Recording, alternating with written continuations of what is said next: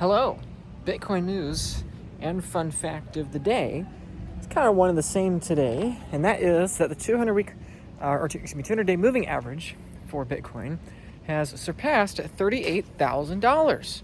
So what is the news and what is the fun fact? Well, the news is that we've surpassed that in the last few days, the last week or so here.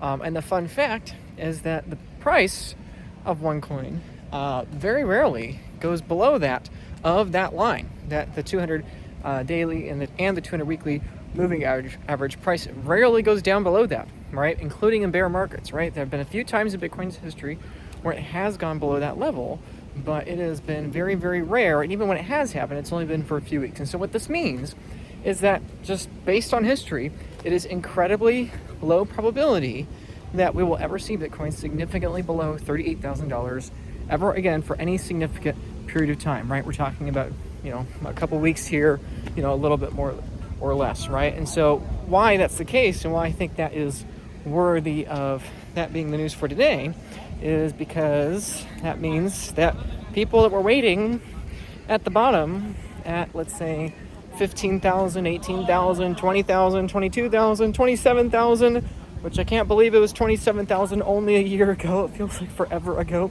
But, people that were waiting at the bottom because they were concerned it would fall another 20, 30, 50% or whatever.